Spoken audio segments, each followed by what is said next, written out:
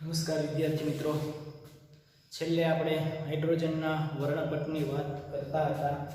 તેમની અંદર રેખા વર્ણપટની આપણે સમજૂતી મેળવી હતી. તેમની અંદર ઉત્સર્જન વર્ણપટ અને અવશોષણ વર્ણપટની વાત આપણે પૂર્ણ કરી હતી.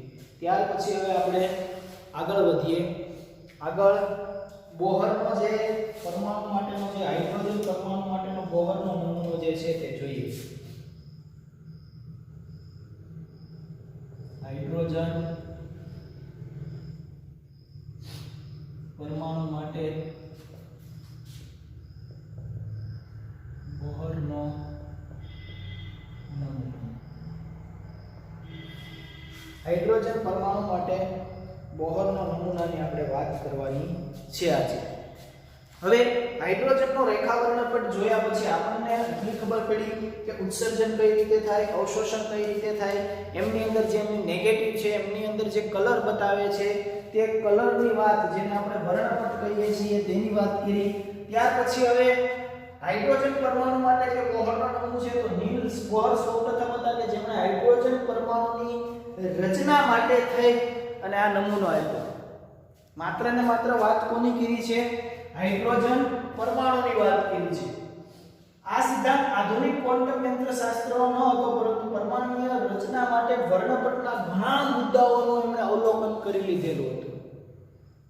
આધુનિક ક્વોન્ટમ શાસ્ત્રનો ન હતો, પરંતુ એ પરમાણુ માટે ઘણા બધા મુદ્દાઓને આવરી લે એના માટે ખૂબ જ ઉપયોગી નીવડ્યો હતો આ સિદ્ધાંત.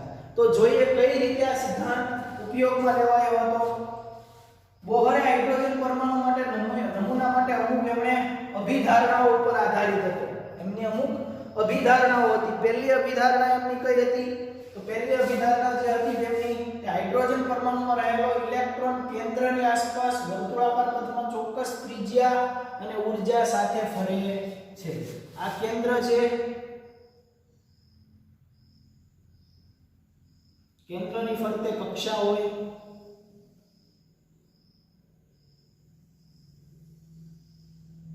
અહીંયા ક્યાંક ઇલેક્ટ્રોન હોય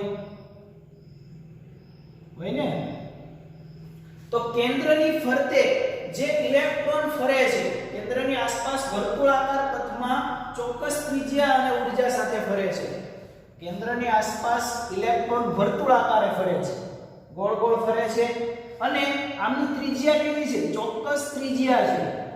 ચોક્કસ ત્રિજ્યા છે અને ઊર્જા પણ કેવી છે? એની ચોક્કસ છે. ત્રિજ્યા અને ઊર્જા કેવી છે? ચોક્કસ છે.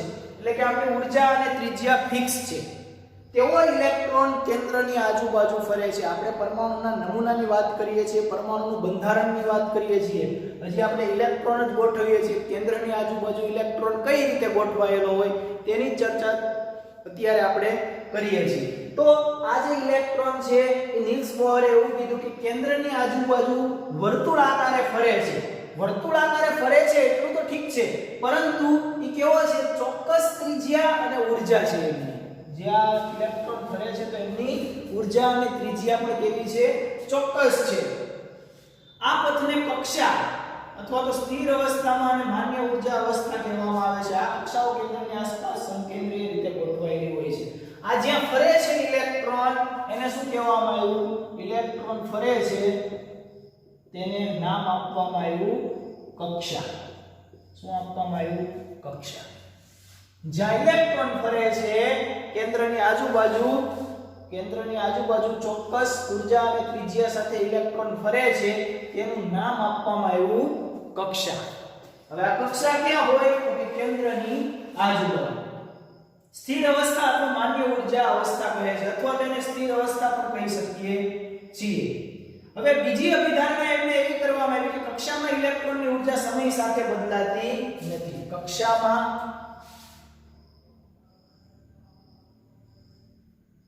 ઇલેક્ટ્રોનની ઊર્જા સમય સાથે બદલાતી નથી. આ કક્ષાની અંદર ઇલેક્ટ્રોન છે. આને શું કહી દીધું? કક્ષા. આ કક્ષા છે.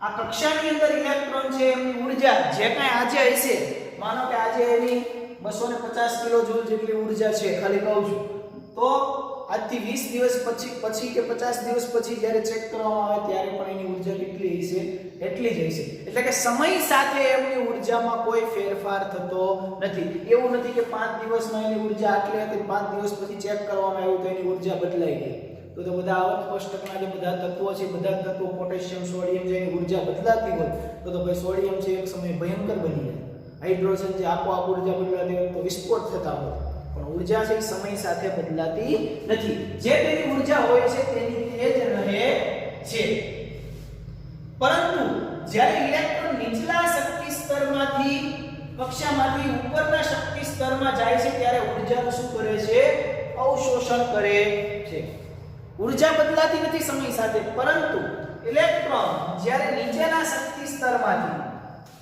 ઇલેક્ટ્રોન આ નીચેનું શક્તિ સ્તર અને આ ઉપરનું શક્તિ સ્તર જેને આપણે ભૂમિય અવસ્થા કહીએ છીએ તે ભૂમિય અવસ્થા આ છે ઉત્તેજિત અવસ્થા ઉત્તેજિત અવસ્થા ઇલેક્ટ્રોન જ્યારે નીચેનું શક્તિ સ્તર એટલે ભૂમિય અવસ્થામાં જે હોય તે ત્યાંથી ઉપરના શક્તિ સ્તરમાં જાય છે તો એ દરમિયાન શું કરે છે ઉર્જાનું શું કરે છે શોષણ કરે છે અવશોષણ એવો શબ્દ વાપરેલો છે તમારી ટેક્સ્ટમાં ઉર્જાનું શોષણ કરે છે અને એનાથી ઉલટું ફરી પાછો ઇલેક્ટ્રોન ઊંચા શક્તિ સ્તરમાંથી આ જે હોય ને એની શક્તિ કેવી હોય ઓછી હોય નીચી શક્તિ એનાથી ઊંચી શક્તિ હજી આગળ કોઈ સ્તર આવતો હોય તો એની આનાથી પણ કેવી હોય ઊંચી હોય એટલે આ બધું જેમ ઉપરતા જઈએ તેમ ઉર્જા શું થતી જાય વધતી જાય તો હવે ઊંચા શક્તિ સ્તરમાંથી ઇલેક્ટ્રોન જ્યારે નીચા શક્તિ સ્તરમાં આવે ત્યારે શું કરે ઉર્જાનું શું કરે ઉત્સર્જન કરે શું કરે ઉત્સર્જન કરે ઉપરથી નીચે આવશે ત્યારે ઉત્સર્જન કરશે એટલે કે ઉષ્મા મુક્ત કરશે એને જે આપણે વર્ણપટ કહેતા હતા ને કે ઉષ્મા જ્યારે મુક્ત કરે ત્યારે જુદા જુદા કલર આપણને જોવા મળે છે પરંતુ જ્યારે નીચા શક્તિ સ્તરમાંથી ઊંચા શક્તિ સ્તરમાં જાય ત્યારે ઉર્જાનું શું કરે અવશોષણ અથવા શોષણ શબ્દ તમે બોલી શકો પરંતુ ઊંચા શક્તિ સ્તરમાંથી જ્યારે નીચા શક્તિ સ્તરમાં આવે ત્યારે ઉર્જાનું શું કરે છે ઉત્સર્જન કરે છે ઉર્જાનો ફેરફાર સતતપણે થતો નથી આથી આપણે એવું કહી શકીએ કે ઉર્જાનો ફેરફાર છે કેવો છે ફેરફાર સતત નથી એવું કોઈ ફિક્સ નથી કે અહીંયા પહેલા નીચે ઇલેક્ટ્રોન મેળવશે પછી ઉપર જશે પછી થોડીક ઉર્જા છોડશે એવો કોઈ સતત ફેરફાર થતો નથી થાય પણ ખરો અને ના પણ થાય તો હવે આ બીજી અભિધારણા હતી પહેલી અભિધારણા કેવી હતી કે ભાઈ કેન્દ્રની આજુબાજુ ઇલેક્ટ્રોન વર્તુળાકારે ફરે છે અને ઇલેક્ટ્રોન ફરે છે તો એમની ચોક્કસ ઊર્જા અને ત્રિજ્યા છે અને જ્યાં ફરે છે તેને આપણે કક્ષા કહી દીધું બીજી અભિધારણા પછી ઇલેક્ટ્રોન નીચલા શક્તિ સ્તરમાંથી ઉપરના શક્તિ સ્તરમાં જાય છે ઊર્જાનું શું કરે છે શોષણ કરે છે અને ઉપરના ઊંચા શક્તિ સ્તરમાંથી નીચેના શક્તિ સ્તરમાં આવે છે ત્યારે ઊર્જાનું શું કરે છે ઉત્સર્જન કરે છે આ બે અભિધારણા ત્યાર પછી ત્રીજી અભિધારણા જે હતી કે બે સ્થિર અવસ્થાઓ જેમની વચ્ચે ઊર્જાનો ફેરફાર આ બે સ્થિર અવસ્થાઓ છે આ બે સ્થિર અવસ્થા છે અહીંયા આને હું n1 કહી દઉં શક્તિ આને હું n2 કહી દઉં અને હજી આગળ ઉપર જો શક્તિ હોય તો એને હું શું કહી દઉં n3 પૂછી નાખું ઉપર હજી કોઈ જો શક્તિ સ્તર આવે તો એને હું n3 કહી શકું હજી કોઈ આવે તો એને n4 કહી શકું આને ક્વોન્ટમ નંબર કહેવાય શું કહેવાય ક્વોન્ટમ n1 કરતા n2 ની ઊર્જા વધારે એના કરતા n3 ની વધારે એના કરતા n4 ની એટલે ઉપર જઈએ તેમ ઊર્જા શું થતી જાય છે વધતી જાય છે તો હવે એવું કીધું છે ત્રીજી અભિધારણા કે બે સ્થિર અવસ્થાઓ જેમની વચ્ચે ઊર્જાનો ફેરફાર ડેલ્ટા હોય છે અને તેમને સંક્રાંતિ થાય છે ત્યારે અવશોષિત થતા અને ઉત્સર્જિત થતા વિકિરણોની આવૃત્તિ બે ઊર્જાનો તફાવત આ બે સ્તર વચ્ચે આ પહેલું સ્તર આ બીજું સ્તર આ સ્તર લઈ લો કે આ સ્તર લઈ લો આ પહેલું સ્તર અને બીજું સ્તર આમની વચ્ચે ઊર્જાનું ઉત્સર્જન પણ થાય છે અને શોષણ પણ થાય છે તો એમની વચ્ચે ઊર્જાને આપણે શેના વડે બતાવીએ છીએ E વડે બતાવીએ પરંતુ આનો ફેરફાર જોતો હોય તો શું બતાવવું પડે ડેલ્ટા E. ડેલ્ટા શું બતાવે છે? એમાં થતો ફેરફાર. E શું બતાવે? ઊર્જાનો ફેરફાર. આમાં થતો ફેરફારને આપણે ડેલ્ટા કહીએ છીએ. અને આ E શું બતાવે છે? ઊર્જા બતાવે છે. એટલે ડેલ્ટા E વડે તો બે સ્તર વચ્ચે, નીચેનું શક્તિ સ્તર અને ઉપરના શક્તિ સ્તર વચ્ચે ઊર્જાનો ફેરફાર ડેલ્ટા E જે છે એ કેવો હોય છે? તેને સંક્રાંતિ થાય છે. તેમાં શું થાય? સંક્રાંતિ થાય. સંક્રાંતિ થાય એટલે એક અવસ્થામાંથી બીજી અવસ્થામાં જાય છે, તેને સંક્રાંતિ કહીએ છીએ. એટલે કે આ એક સ્તરમાંથી બીજા સ્તરમાં જાય છે, એને આપણે રસાયણ વિજ્ઞાનની ભાષામાં સંક્રાંતિ થાય છે એવું કહીએ, સંક્રમણ થાય છે એવું કહીએ છીએ. એક જગ્યાએથી બીજી જગ્યાએ જવું એને શું કહેવાય? સંક્રમણ કર્યું કહેવાય. તો આ ભૂમિય અવસ્થામાંથી ઉત્તેજિત અવસ્થામાં અને ઉત્તેજિત અવસ્થામાંથી ભૂમિય અવસ્થામાં જે ઘટના બને છે એને સંક્રાંતિ થઈ એવું કહેવાય છે. ત્યારે અવશોષિત અને ઉત્સર્જિત થતા વિકિરણની આવૃત્તિ બદલાય. શું બદલાય? અવશોષિત અને બીજું શું થાય? ઉત્સર્જિત. ઉત્સર્જિત થતા વિકિરણની આવૃત્તિમાં શું થાય? ફેરફાર થાય. આવૃત્તિનો ફેરફાર કઈ રીતે થાય? તો કે આવૃત્તિ આપણે કરતા હતા E h μ. એક સૂત્ર આપણે આવું શીખ્યા હતા. E h μ. μ ને કરતા કર લઉં તો E/h થાય. μ ને કરતા કરું તો શું થાય? v. આવૃત્તિ છે આપણે એને કરતા કરું તો E/h થાય. તો બિલકુલ h છે ભાઈ. તો E શું થતું હતું?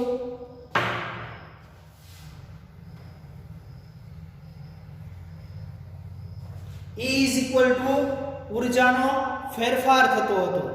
હવે ઊર્જાનો જે ફેરફાર હતો આપણે એક ઇક્વેશન એવું શીખી ગયા હતા E h μ. આમાંથી આવૃત્તિ મારે જોઈએ તો આવૃત્તિ E/h થાય. હવે E આપણને ખબર છે કે અહીંયા E કેવો છે? E આપણો કેવો છે? ફેરફાર વાળો છે. તો એને હું ડેલ્ટા E કહી દઉં. ડેલ્ટા E/h લખી શકું? ઓકે, ચાલો. હવે અહીંયા E છે, ડેલ્ટા E કેવો છે? ડેલ્ટા E કેવો છે?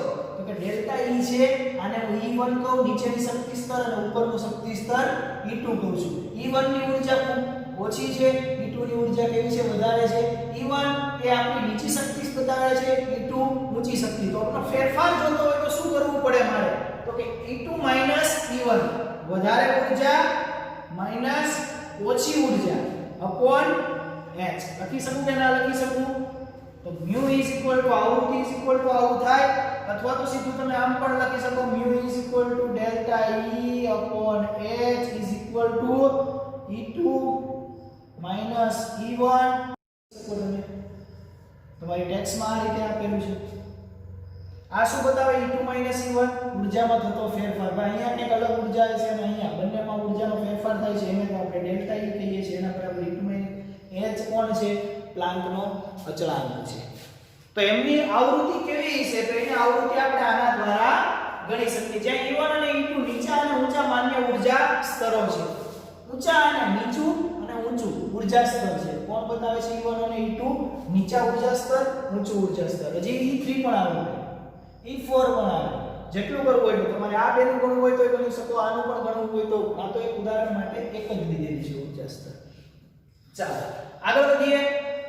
આ રજૂઆત સામાન્ય રીતે બોહર આવૃત્તિ નિયમ તરીકે ઓળખાય છે. અને આપણે બોહરનો આવૃત્તિનો નિયમ કહીએ છીએ. જે આપણે આવૃત્તિ ગણેલી છે μ એને શું કહીએ છીએ? બોહરની આવૃત્તિ કહીએ છીએ. આ ત્રીજી અભિધારણા છે. ચોથી કે આપેલ સ્થિર કક્ષામાં ઇલેક્ટ્રોનનું કોણીય વેગમાન કેવું છે? સ્થિર કક્ષાની અંદર આ કક્ષા જે છે તો સ્થિર થાય, તો આ સ્થિર કક્ષાની અંદર ઇલેક્ટ્રોનનું કોણીય વેગમાન કેવું હોય? તો તેને પણ એમણે એક સમીકરણ દ્વારા સરસ રીતે બતાવ્યું. સ્થિર કક્ષામાં ઇલેક્ટ્રોનનું કોણીય વેગમાન.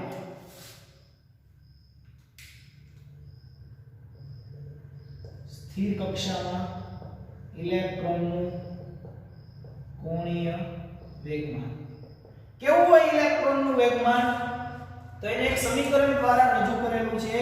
MEVR n h/2π n 1 2 3 લીધેલા છે.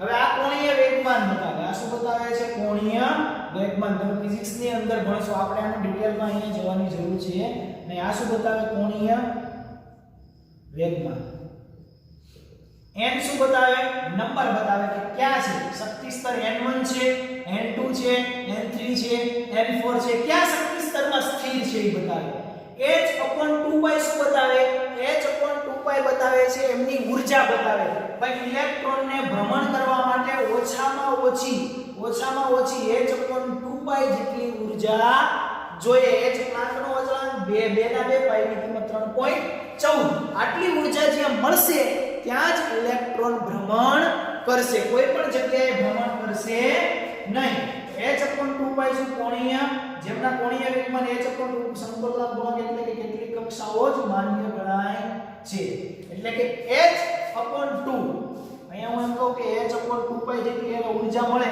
તો જ ઇલેક્ટ્રોન અહીંયા ભ્રમણ કરી શકે બાકી ભ્રમણ કરી શકે નહીં બીજી કોઈ કક્ષા આવે h/2π જેટલી ઊર્જા નથી તો અહીંયા ઇલેક્ટ્રોન ભ્રમણ કરશે નહીં ફરી પાછું અહીંયા જેમ જેમ આગળ કક્ષા વધતી જેમ 4π અહીંયા h/6π અહીંયા h/7 8π આવી રીતે ઊર્જા જેમ જેમ કક્ષા બદલાતી જાય તેમ ઊર્જા વધતી જાય કેમ કે n1 માંથી n2 n2 માંથી n3 n4 n5 જેમ ઊર્જા વધતી જશે તેમ h/4π h/6π h/8π ટૂંકમાં h/2π જેટલો ગેપ છે બધાની વચ્ચે જુઓ તમે 4π અને 6π વચ્ચે ગેપ કેટલો છે 2π નો એટલે h/2π જેટલી ઊર્જા જે કક્ષાની અંદર મળશે ત્યાં જ ઇલેક્ટ્રોન ભ્રમણ કરશે બાકી ભ્રમણ કરશે નહીં તો આ થઈ ગયું આપણું કોણીય વેગમાન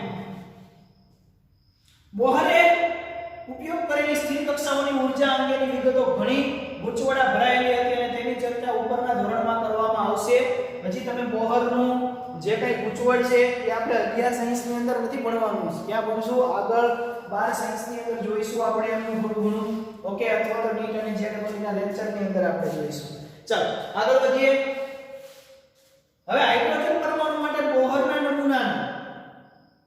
નમૂના પ્રમાણે જો જોવામાં આવે ઇલેક્ટ્રોન માટેની સ્થિર કક્ષા કઈ છે ઇલેક્ટ્રોન માટેની સ્થિર કક્ષા કઈ છે સ્થિર કક્ષા તો n = 1 2 3 4 આ બધી સ્થિર કક્ષા થઈ ને n1 n2 n3 n4 આ બધી કઈ છે સ્થિર કક્ષાઓ છે જે સંકલિત સંખ્યા દર્શાવે જેને મુખ્ય ક્વોન્ટમ આંક તરીકે ઓળખીએ છીએ તમે આ ચેપ્ટર નંબર 4 ની અંદર ક્વોન્ટમ આંક ભણશો એમાં n છે એ કોણ છે આપણો મુખ્ય ક્વોન્ટમ આંક છે n મુખ્ય ક્વોન્ટમ આંક તરીકે આપણે એને ઓળખીએ છીએ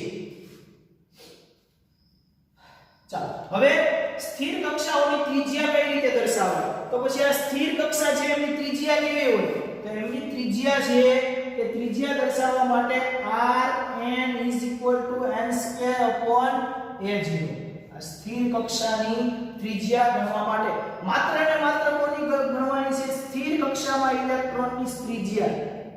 ઇલેક્ટ્રોનની ત્રિજ્યા સ્થિર કક્ષાની અંદર ઇલેક્ટ્રોનની ત્રિજ્યાની ગણતરી કરવી હોય તો જ આ સૂત્ર આપણે લગાડી શકીએ બાકી નહીં જ્યાં a0 ની કિંમત તમને આપેલી છે 52.9 પાઇકોમીટર તમને આપેલી છે અને કેટલી આપી છે 52.9 પાઇકોમીટર આ સ્થિર કક્ષા માટે લઈશું કોના માટે સ્થિર કક્ષા માટે n² કોણ લઈશું n² એટલે કે મારો કે તમે n2 ની ગણો છો તો અહીં n2 નો સ્ક્વેર અહીં n ને ગણો છો તો n3 નો સ્ક્વેર n1 માટે ગણો છો તો n નો સ્ક્વેર આની ઊર્જા તમને કંઈક આપી દીધેલી હોય એ અહીંયા લખી દેવાની ચાલો આગળ વધીએ આમ પ્રથમ સ્થિર અવસ્થામાં બોહરની કક્ષા કહે છે જેની ત્રિજ્યા તમને આપી દીધી છે 52.9 પાઇકોમીટર છે આ સામાન્ય રીતે હાઇડ્રોજન પરમાણુમાં ઇલેક્ટ્રોન કક્ષા મળી આવે છે એટલે કે n = 1 જેમાં n નું મૂલ્ય વધે છે તેમ r નું મૂલ્ય પણ વધશે n જેમ તમારો મોટો થતો જશે n જેમ મોટો થતો જાય તેમ કક્ષા કેન્દ્રથી દૂર જતી જાય એટલે કક્ષા મોટી થતી જાય અને મોટી કક્ષા થાય એટલે ત્રિજ્યા વધે n વધે તો ત્રિજ્યા r પણ શું થાય વધશે તો n વધે તેમ ત્રિજ્યા r પણ વધશે બીજા શબ્દોમાં કહીએ તો ઇલેક્ટ્રોન કેન્દ્રથી શું થાય છે દૂર થાય છે ભાઈ દૂર જ થતો હોય ને ઇલેક્ટ્રોન કેન્દ્રથી આ n વધતું જાય આ n1 છે આ n2 છે આ n3 છે n4 છે તો હું એમ કહું કે n નો વધારો થાય છે તો ત્રિજ્યા r માં શું થાય n નો વધારો n1 માંથી n2 થયો તો ત્રિજ્યા r પણ વધશે અહીંયા આના કરતા આની ત્રિજ્યા મોટી થશે આના કરતા આની ત્રિજ્યા મોટી થશે. થાય કે ના થાય? તો એનો મતલબ તો એવો થઈ ગયો ને કે ઇલેક્ટ્રોન છે એ કેન્દ્રથી n1 માં નજીક છે, n2 માં એનાથી દૂર છે, n3 માં એનાથી દૂર, n4 માં એનાથી દૂર છે. તો બીજા શબ્દોમાં આપણે એવું કહીએ છીએ કે n નું મૂલ્ય જેમ જેમ વધે છે એટલે કે ત્રિજ્યા જેમ જેમ વધે છે તેમ ઇલેક્ટ્રોન છે તે કેન્દ્રથી ક્યાં જાય છે? દૂર જતો જાય છે. હવે ઇલેક્ટ્રોન સાથે સંકળાયેલ ખૂબ અગત્યનો ગુણધર્મ તે સ્થિર અવસ્થામાં ઊર્જા છે. તો પછી ઇલેક્ટ્રોનની સ્થિર અવસ્થાની અંદર ઊર્જા કેવી હોય? અગત્યનો ગુણધર્મ છે. તો ઇલેક્ટ્રોનની સ્થિર અવસ્થાની અંદર ઊર્જા કેવી હોય? ઇલેક્ટ્રોન જ્યારે ભ્રમણ કરતો નથી અને જો સ્થિર હોય તો એ સ્થિર અવસ્થાની ઊર્જા કઈ રીતે હોય? કેટલી હોય અને કઈ રીતે ગણતરી કરી શકાય? તો ચાલો ઇલેક્ટ્રોન સાથે સંકળાયેલ સ્થિર ઊર્જા આપણે ગણીએ તો En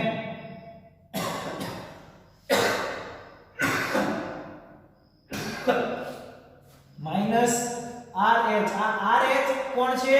રીડબર્ગ અચળાંક છે upon 1 upon n નો સ્ક્વેર, જ્યાં n = 1 2 3 4 જે લઈ લો તે. આ રીડબર્ગ અચળાંક છે. આ En શું બતાવે છે? બતાવું તમને. આ ઊર્જા સ્તર છે. કોણ છે? ઊર્જા. In1 In2 In3 In4. અને એમ પણ કહી શકું કે આ E1 આ E2 આ E3 આ E4 આવું પણ કહી શકું કે ના કહી શકું? તો En મારે કઈ કક્ષા માટે? આ બધી કક્ષાઓ છે. કઈ છે? કક્ષા છે. આ બધી કક્ષા પણ કહી શકું. આ બધી કક્ષા છે. કઈ કક્ષા માટે ગણવી? તો En એટલે માનો કે મારે બીજી કક્ષા માટે ગણવી તો n ની વેલ્યુ કેટલી લખું? બીજી કક્ષા માટે 2 લખું. રીડબર્ગ નો અચળાંક તમારી ટેક્સ્ટ બુક ની અંદર તમને આપી દીધો છે -2.18 × 10⁻18 આટલો આપી દીધો છે. 1 upon n કઈ માટે ગણ્યા? 2 માટે. n2 માટે. તો અહીંયા 1 upon n2 નો સ્ક્વેર એટલે કેટલાની શ્રેણી છે? બીજી શ્રેણી. તો 2 નો સ્ક્વેર. આનું સાદું રૂપ આપો એટલે E2 એટલે કે બીજી કક્ષાની અંદર સ્થિર, એટલે આમાં જે ઇલેક્ટ્રોન હશે તેની ઊર્જા મળી જશે આપણને. તો સ્થિર કક્ષાની ઊર્જા આપણે આનાથી મેળવી શકીએ. આ સૂત્ર કોના માટે છે? માત્ર ને માત્ર સ્થિર કક્ષા માટે છે. આગળનું સૂત્ર હતું કોનું હતું? સ્થિર ત્રિજ્યાની વાત હતી. અહીંયા સ્થિર કક્ષામાં જ્યારે ઇલેક્ટ્રોન છે ત્યારે એની ઊર્જાની વાત કરેલી છે. ચાલો RH છે તમને રીડબર્ગ નો અચળાંક છે. તમારી ટેક્સ્ટ બુક ની અંદર E1 અને E2 બે તમને ગણી આપેલું છે. E1 અને E2 બે ગણતરી કરીને તમને દર્શાવેલું છે. એની અંદર E1 એટલે કે n1 શ્રેણી માટે લીધેલું છે. ઓકે. અને E2 એટલે n2 શ્રેણી માટે લીધેલું છે. રીડબર્ગ નો અચળાંક તો બંનેની અંદર સેમ થાય. E1 માટે જો જોવામાં આવે તો n ની વેલ્યુ કેટલી થાય? 1 થાય. અને E2 માટે n ની વેલ્યુ કેટલી થાય? 2 થાય. બંને તમારી ટેક્સ્ટ બુક ની અંદર દર્શાવેલું છે. આમ આકૃતિમાં જુદી જુદી હાઇડ્રોજન પરમાણુની સ્થિર અવસ્થા ઊર્જા સ્તર બતાવેલા છે. આને ઊર્જા સ્તરની આકૃતિ કહે છે. તમારી આકૃતિની અંદર આપણે જુદા જુદા ઊર્જા સ્તર લીધેલા છે. હવે તમારી ટેક્સ્ટ બુક ની અંદર તમે જોઈશો તો તમને ખ્યાલ આવશે. તમારી ટેક્સ્ટ બુક તમે ખોલશો એટલે તમને વધારે સમજણ પડશે. આની અંદર જે બતાવેલું છે ને, આ જો કે હાઇડ્રોજનનો વર્ણપટ છે, તો આમાં તમે જુઓ તો અહીંયા લખેલું છે આ n1 બતાવેલું, n2 બતાવેલું, n3 એટલે આવી રીતે આકૃતિ બતાવે. n1 n2 n3 આ બધી ઊર્જા સ્તર તમને બતાવેલા છે. હવે અહીંયા એવું બતાવેલું છે, જો આ જુદી જુદી શ્રેણી છે, આ લાયમન શ્રેણી છે. તો E2 માંથી E1 માં આવે છે, E3 માંથી N3 માંથી E1 માં આવે છે. આ બધી જો ઊર્જા આવે છે. પછી અહીંયા જો N3 માંથી N2 માં આવતી ઊર્જા બતાવીને અલગ અલગ કલર બતાવેલા છે. તો આ બધી શ્રેણી છે, આખી ઊર્જા સ્તરની તમને દર્શાવેલી છે. ઓકે. તો હવે જે વાત આવે છે તે ખૂબ અગત્યની આવે છે.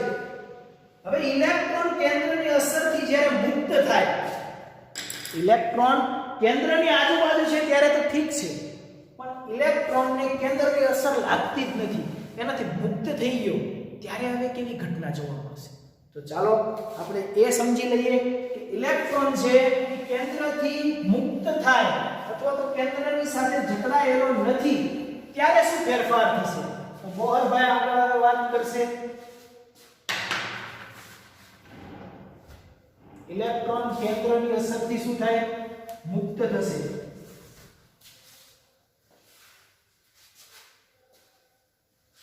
ચાલો, ઇલેક્ટ્રોન કેન્દ્ર સાથે જકડાયેલો છે, બધાને ખબર છે કે આ કેન્દ્ર છે, કેન્દ્રની આજુબાજુ ઇલેક્ટ્રોન છે, આ ઇલેક્ટ્રોન કેન્દ્રની સાથે જકડાયેલો છે, પરંતુ કેન્દ્રની અસરથી કેવો થાય? કેન્દ્રની અસરથી મુક્ત થાય. મુક્ત થાય એટલે કેન્દ્ર સાથે એમનું આકર્ષણ રહે નહીં. તો ત્યારે કેવી ઘટનાઓ જોવા મળે છે? ચાલો જોઈએ.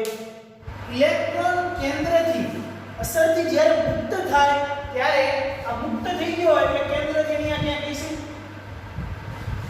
મુક્ત થઈ ગયો એટલે હવે કેન્દ્ર સાથે એમનું કોઈ આકર્ષણ છે નહીં. તો આ મુક્ત થયેલા ઇલેક્ટ્રોનની ઊર્જા જે છે આના ઉપર ચાર્જ આવશે. મુક્ત થયો એટલે ભાઈ બે આયનો છૂટા પડે તો પોઝિટિવ નેગેટિવ થાય તો આના ઉપર વીજભાર આવશે. હવે મુક્ત થયેલો ઇલેક્ટ્રોન છે તેમની ઊર્જા કેવી લેવામાં આવે છે? ઊર્જા ઇઝ ઇક્વલ ટુ ઇન્ફિનિટી. તો ક્યાં જશે કોને ખબર? ઓકે, કેન્દ્રથી તો મુક્ત થઈ ગયો તો ઇન્ફિનિટી સુધી એ જઈ શકે. તો મુક્ત થયેલા ઇલેક્ટ્રોનની કેન્દ્રની અસરથી મુક્ત થયેલા ઇલેક્ટ્રોનની ઊર્જા કેવી લેવામાં આવે છે? ઇન્ફિનિટી લેવામાં આવે છે. હવે એને ઇન્ફિનિટી ઊર્જા તો લઈ લીધી અને તેને આયન થયેલો હાઇડ્રોજન પરમાણુ પણ કહેવામાં આવે છે. અને આયન થયેલો હાઇડ્રોજન પરમાણુ કહીએ શું કહીએ? આયન થયેલો હાઇડ્રોજન. કેમ કે એક ઇલેક્ટ્રોન હાઇડ્રોજનની અંદર હોય ને 1s1 એટલા માટે હાઇડ્રોજન શબ્દ ત્યાં વાપરેલો છે. તેમને આપણે આયન થયેલો હાઇડ્રોજન પરમાણુ પણ કહ્યું છે. જ્યારે ઇલેક્ટ્રોન કેન્દ્ર વડે આકર્ષાય છે તથા તે n કક્ષામાં હોય છે ત્યારે ઊર્જાનું શું કરે છે? ઉત્સર્જન કરે છે. અને આ જ ઇલેક્ટ્રોન કેન્દ્ર તરફ આકર્ષાય તો શું કરે? ઊર્જાનું શું કરે?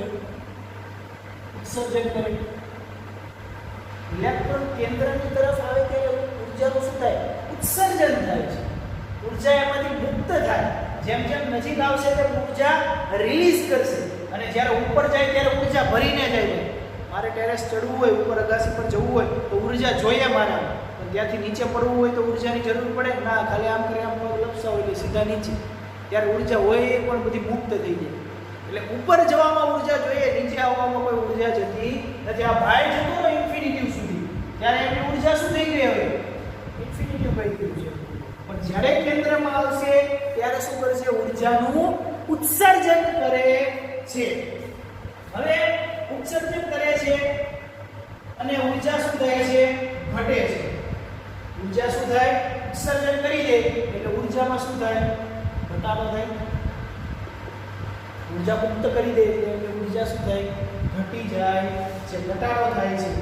જેને સમીકરણની અંદર તમારી ટેક્સ્ટ બુકની અંદર દર્શાવેલું છે એ સમીકરણ આપણે આગળ જોયું છે. 2.13 હતું તમારું સમીકરણ. En = આ આપણે સમીકરણ હમણાં જોયું. En - R H1/n1 આ જોયું ને રીત પર અચળાંકોનો અને આ સમીકરણ દ્વારા દર્શાવીએ છીએ. ટેક્સ્ટ બુકની અંદર 2.13 કરીને આ ઇક્વેશન આપેલું છે. હવે સમીકરણમાં ઋણ સંજ્ઞાનું કારણ એ છે કે પ્રતિનિધિત્વ કક્ષાની શૂન્ય ઊર્જા એટલે કે n ઇન્ફિનિટીની સરખામણીમાં સ્થાયીતા સૂચવે છે. એમાં નેગેટિવ લીધેલો છે એ શું બતાવે છે? એમની સ્થાયીતા દર્શાવે છે. n ઇન્ફિનિટી સુધી જતા રહ્યા છે. હવે જ્યારે આવે છે ત્યારે ઉષ્મા શું થાય? મુક્ત થાય. અને મુક્ત થતી ઉષ્માને આપણે નેગેટિવ વડે દર્શાવીએ છીએ. એ શું બતાવે છે? સ્થાયીતા બતાવે છે. હવે હાઇડ્રોજન પરમાણુમાં રહેલા ઇલેક્ટ્રોનની વાત અને ત્યાર પછીનું જે ઊર્જાનો જે કંઈ ફેરફાર થાય છે તે લેક્ચર નંબર આપણે 13 ની અંદર વાત કરશું.